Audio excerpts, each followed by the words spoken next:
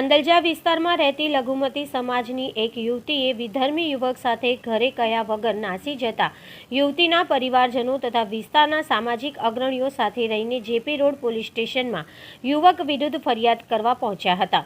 સાથે સામાજિક અગ્રણીઓ દ્વારા જણાવવામાં આવ્યું હતું કે રાજ્ય સરકારે જે લવે જિહાદનો કાયદો પસાર કર્યો છે તેનો આ ફરિયાદમાં ઉપયોગ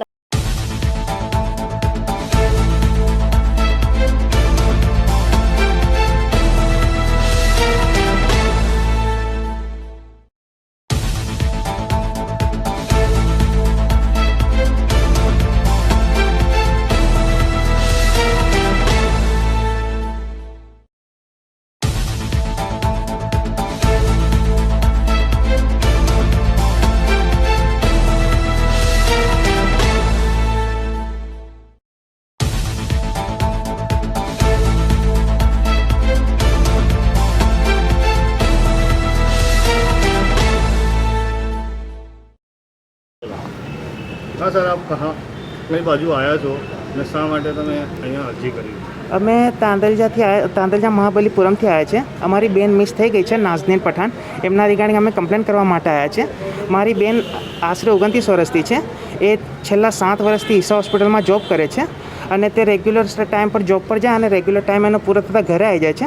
બટ તે થોડા સમયથી પરેશાન હતી, તો મેં એની પરેશાનીને જાણવાનો પ્રયત્ન કર્યો હતો। તો એ મને કહેતી હતી કે એના હોસ્પિટલમાં એક કલ્પેશ નામનો ડ્રાઈવર જોબ કરે છે, એને દબાણ અને પ્રેશર કરે છે। તો મેં વધુ જાણવાનો પ્રયત્ન કર્યો। તો એ કહે છે કે કંઈ વાંધો નહીં, બધું તો મેં મેનેજ કરી લઈશ અને સંભાળી લઈશ।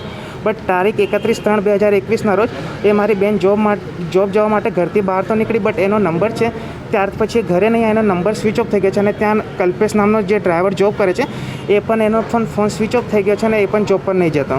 તો એ રિગાર્ડિંગ અમને ટેન્શન થયું અને અમે એના ઘરનો એડ્રેસ મેળવ્યો અને ત્યાં અમે એના ઘર પર ગયા। તો ત્યારે એના માતા પિતા મળ્યા ઘર પર અને એના માતા પિતા અમને કીધું કે તમારી છોકરીને અમે છે ને ગુજરાતી ધર્મમાં લઈ લીધી છે। હવે એ અમે અને અમારા સમાજના લોકો એને લાલચ આપી છે તે અમારો ગુજરાતી ધર્મ અપનાવી લે એવું કીધું છે। તમે પોલીસ સ્ટેશનમાં આજે શા માટે આવ્યા? અત્યારે અમારી જે બેન મિસ થઈ ગઈ છે એ રિગાર્ડિંગ અમે કમ્પ્લેન કરવા માટે આવ્યા છે। પહેલા આવ્યા હતા પોલીસ? અમે 1 તારીખે આવેલા છે, તો બટ એના જે પોલીસ છે એમને અમે ગોરવા જવાનું કીધું અને ગોરવાવાળા અહીં મોકલ્યા। અમારા જે કેસ છે એના પર એ લોકો નિકાલ લાવતા જ નહીં હતા। આપનું નામ? મારું નામ અરબાज खान पठान है। जी, कल आप यहाँ ज्योतिर्नगर पुलिस स्टेशन में क्यों आए? हम हमारी लड़की की अर्जी करने आए। क्या करने के लिए आए पुलिस स्टेशन में? हमारी लड़की की अर्जी इसलिए करने, 31 तारीख के दिन हमारी लड़की को हॉस्पिटल जॉब गई थी और वहाँ से न पूरा दिन 9 से 7 तक इसकी जॉब होती है, तो वो उस टाइम पे पूरा दिन हो गया। तो हमने इसको फ़ोन करा कि अभी तक है, तो इसकी स्विच ऑफ बताई थी। तो फिर उसके बाद ये जो हमारा लड़का बोला ना ये कंप्लेंट, तो फिर उसके बाद ये कल्पेश नाम का लड़का है ना, वो उसको कैसा दबान करता था वो कुछ मालूम नहीं था। वो वहाँ ड्राइविंग करता है। तो पुलिस स्टेशन में इससे पहले आए थे? हाँ, 1 तारीख के दिन हम दोनों आए थे, माँ बेटा। तो पुलिस स्टेशन में से क्या बोले? यहाँ ऐसा बोला कि हम यहाँ ये अर्जी नहीं लेंगे, बोले कि आप गोरवा जाओ बोले। तो फिर गोरवा गए तो गोरवा क्या बोले? तो हम रहवासी यहाँ के, तो हमको यहाँ की कंप्लेन देनी पड़े ना। आपका नाम क्या है? बिल्किस बानो। जी, मुफ्ती साहब आज जेपी रोड पुलिस स्टेशन में क्यों आए और कौन सी रजूआत को लेकर आए? बिस्मिल्लाहिर्रहमानिर्रहीम। हम लोग अभी असर की नमाज़ पढ़ने के बाद बिल्किस खाला और उनके बेटे की तरफ से ये बात मालूम हुई कि उनकी बेटी नाज़नीन पठान 31 तारीख को जॉब करने के लिए गई थी और उसके बाद फिर वो वापस नहीं आई है। तो उन्होंने खुद उसकी तपास की, तफ्तीश की, तहकीक की, तो पता चला कि ईशा हॉस्पिटल जो सुभानपुरा रोड पर है गोरवा के पास, वहाँ वो जॉब करती थी और वहाँ एक कल्पेश चौहान नाम का लड़का एम्बुलेंस में नौकरी करता था। उन दोनों के दरमियान गलत ताल्लुकात थे जिसमें वो कल्पेश ने उसका किडनैप किया और उसको उठाकर ले गया है।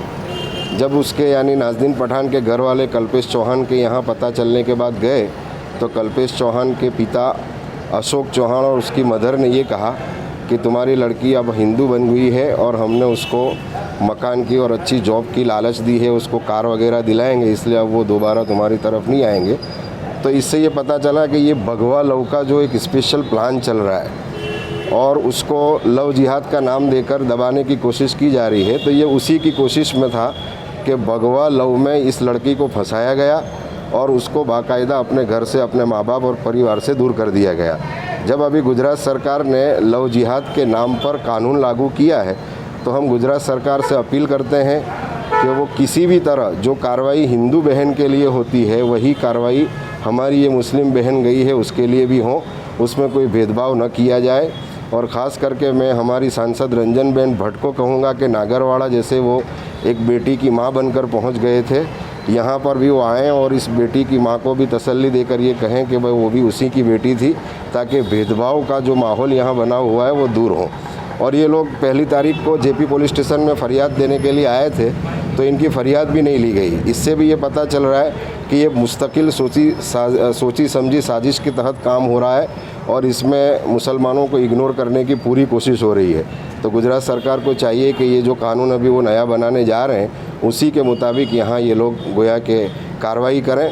और अगर ये कार्रवाई ठीक से नहीं होती है तो हम लोग धरना पर, आंदोलन पर और उससे भी ज़्यादा आगे की जो भी कार्रवाई हो सकती है वो करेंगे, कानून के दायरे में रहते हुए। आपका नाम?